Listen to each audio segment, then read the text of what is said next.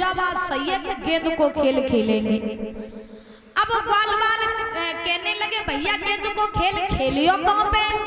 तो भगवान बोले जब कौन सी पूछने वाली बात है, काली देव पे गेंद को खेल खेलिए चले। सो महाराज ग्वाल बाल कहने लगे हम नहीं जाएंगे, वहां कालिया नाग रहता है, कहीं बाहर निकल आया खा जाएगा। सो महाराज भगवान बोले तो कालिया नाग के पास थोड़ी न जाइए, दूर ही दूर खेल के बाजे। अब महाराज कहा नहीं जाता है कि भगवान ने खेल ही खेल में सारी लीलाएं कर दी। तो अब सारे ग्वाल बाल खेल खेलने के लिए परीक्षित महाराज तैयार हुए। जब खेल खेलने के लिए तैयार हुए तब तक बलराम जी आ गए। अब बलराम जी जब आए तो बलराम ने कन्हैया से कहा कहाँ जा रहे हो प्लानिंग करके, कहाँ जा रहे हो? भगवान बोले हम जा रहे खेल खेलवे का गेंद को। बलराम जी बोले हम भी चलेंगे। भगवान सोचने लगे कि अगर ये चले गए तो फिर राग गड़बड़ हो जाएंगे। क्यों? क्योंकि हम जा रहे हैं कालिया नाग को मारने, और बलराम जी अगर गए तो बलराम जी कालिया नाग को मारने नहीं देंगे। क्यों? क्योंकि बलराम जी किसके अवतार थे? परीक्षित महाराज, परीक्षित महाराज, परीक्षित महाराज, हेलो परीक्षित महाराज, नमस्ते। तुम सुन नहीं रहे हो? आज काली देव पे कहाँ है? अच्छा हम तो नदी पे बैठे। अच्छा मैं बलराम जी जो थे किसके अवतारी थे बताओ?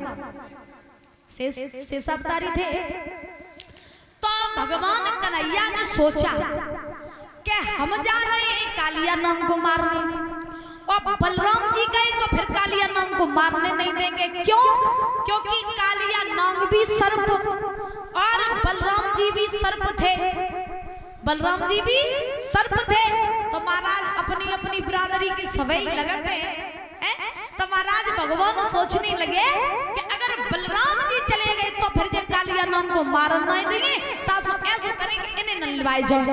सो भगवान ने बलराम जी से महाराज बात पलट दी और कहा भैया तुम चलो तो हमें कोई आपत्ति नहीं, लेकिन जब तुम मेरे साथ जाते हो तो तुम हो बड़े हमें छोटे, तो तुम्हारे संग खेलवे में मुझे शर्म लगत रहा, तो तुम मत जाओ। अब बलराम जी सोचने लगे छोटे छोटे बच्चे हैं, कोई बात नहीं चलो ठीक हम नहीं जा रहे तुम चले जाओ। इसी बीच में 50 रुपए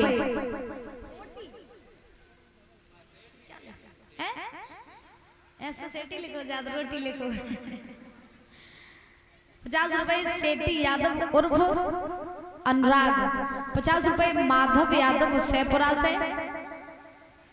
इनकी तरफ से आए बहुत बहुत धन्यवाद है। भगवान सुख शांति प्रदान करते रहे, धन के भंडार भरे रहे, समाज में पद और प्रतिष्ठा बनी रहे, किसी भी चीज की कोई कमी ना हो। बोले वृंदावन बिहारी लाल की। तो आज महाराज बलराम जी ने जवाब दिया ठीक है भैया मैं नहीं जाऊंगा। तो आज सारे ग्वाल बाल और भगवान कन्हैया महाराज काली देव पर पहुंचे, और जब काली देव पे पहुंचे तो भगवान ने दामा से कहा भैया गेंद दे दो मुझे।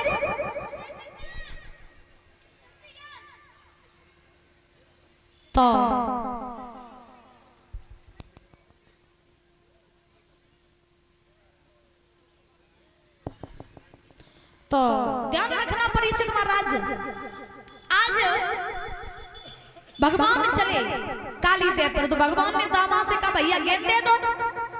तो दामा ने कही भैया गेंद तो तुम्हें हम दे दिए, लेकिन मेरी एक शर्त है। भगवान बोले कौन सी शर्त?